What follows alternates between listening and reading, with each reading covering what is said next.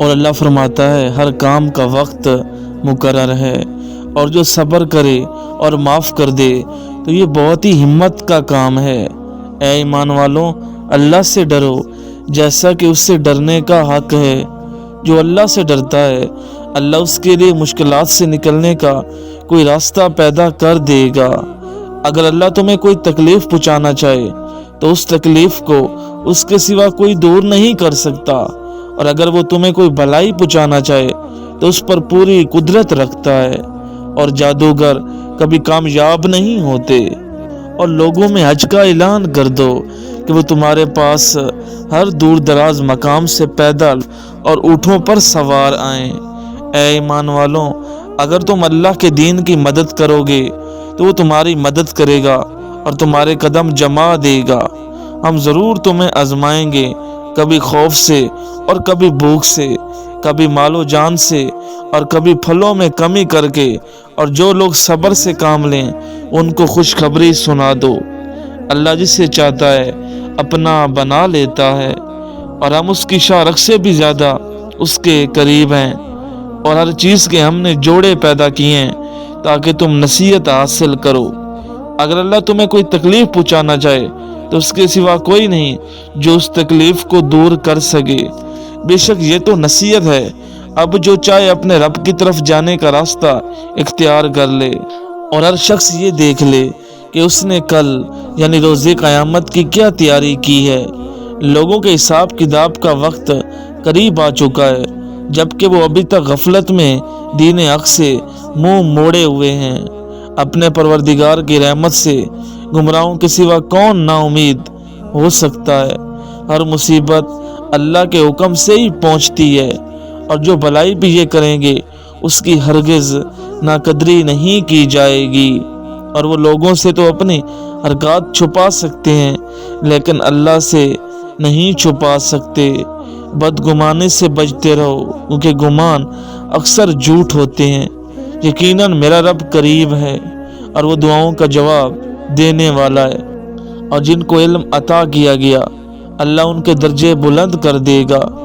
اللہ تعالیٰ سب سے بے نیاز ہے اور سب اس کے محتاج ہیں، اور ہر حال میں اپنے رب کے احسان کا ذکر کیا کرو۔ بے شک اللہ تعالیٰ توبہ کرنے والوں اور پاک صاف رہنے والوں سے محبت کرتا ہے، اور ہم تمہیں آزمانے کے لیے بری بھلی حالتوں میں مبتلا کرتے ہیں۔ ہر شخص کو موت کا ذائقہ چکھنا ہے، پھر ہماری طرف تم سب کو واپس لوٹ کر آنا ہے۔ کوئی مصیبت اللہ کے حکم کے بغیر نہیں آتی۔ اللہ نے فرمایا تم ڈرو نہیں، بے شک میں تمہارے ساتھ ہوں، میں سن بھی رہا ہوں اور دیکھ بھی رہا ہوں۔ اور یہ بات سمجھ لو، تمہارے مال اور تمہاری اولاد ایک آزمائش ہے۔ یقین رکھو اللہ کسی ایسے شخص کو راستے پر نہیں لاتا جو جھوٹا ہو، تو صبر ہی اچھا ہے، اور اللہ ہی ہے جس سے مدد طلب کی جاتی ہے اس پر جو تم بیان کرتے ہو۔ اور جس کسی نے اللہ اور اس کے رسول کی نافرمانی کی وہ کھلی گمراہی میں پڑ گیا۔ میرے پروردگار، جو کوئی بہتری تو مجھ پر اوپر سے نازل کر دے، میں اس کا محتاج ہوں۔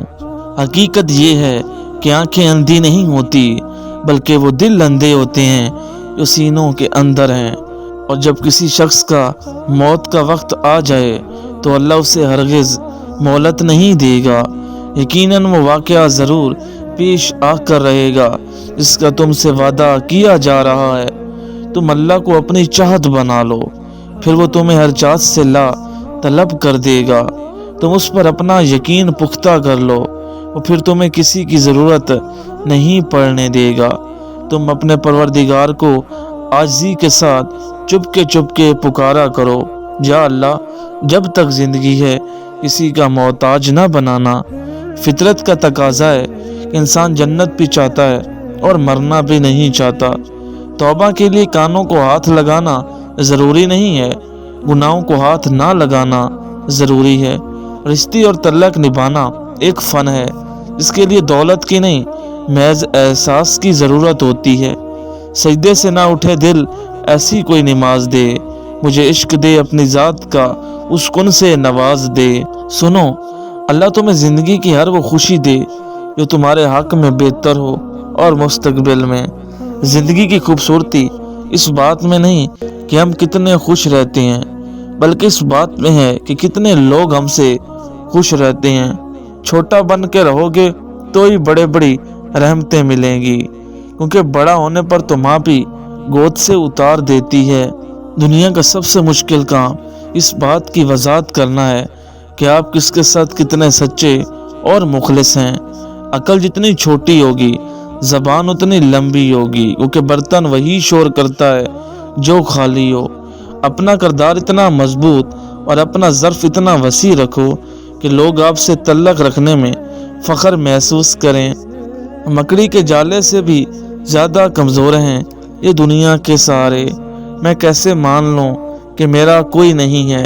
میرے لیے تو میرا اللہ ہی کافی ہے۔ اللہ کی محبت کے علاوہ دنیا کی ہر محبت دکھ دیتی ہے۔ نیک بننے کی اتنی کوشش کریں اتنا حسین بننے کی کرتے ہو۔ ان کا بھروسہ اللہ ہو، ان کی منزل کامیابی ہے۔ کچھ لوگ اپنی اکڑ کی وجہ سے قیمتی رشتے کھو دیتے ہیں۔ غرور ایک بیماری ہے جو کسی بھی کم ظرف کو لگ سکتی ہے۔ معاف بار بار کرو مگر بھروسہ صرف ایک بار کرو۔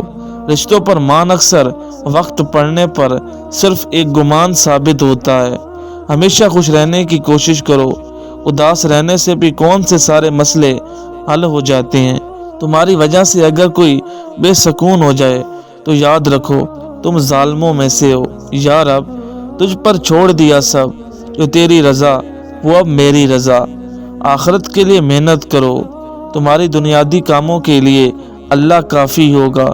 ضمیر انسان کے اندر خدا کی پوشیدہ مگر واضح آواز ہے، حسد سے بچو، کیونکہ آسمانوں میں سب سے پہلے اسی گناہ سے اللہ تعالیٰ کی نافرمانی ہوئی۔ احساس کبھی کہہ کر نہیں کروایا جا سکتا۔ اگر خیالات میں گہرائی ہو تو کردار میں سادگی آ جاتی ہے۔ اچھے لوگوں کا ملنا اچھے مستقبل کی ضمانت ہے۔ بنا کتابوں کے جو علم سیکھا جائے اسے زندگی کہتے ہیں۔ جب تمہیں اپنے رب کا ذکر سننا اچھا لگے تو سمجھو تمہیں رب سے اور رب کو تم سے محبت ہو گئی ہے۔ دنیا میں اللہ تعالیٰ کا خوف رکھنا آخرت کے ڈر سے بچاتا ہے۔ حسد ایک لا علاج بیماری ہے جو حاسد یا محسود کو کہیں موت تک دور نہیں ہوتی۔ سب سے زیادہ غنی وہ شخص ہے جو اللہ تعالیٰ کی تقسیم پر راضی ہے۔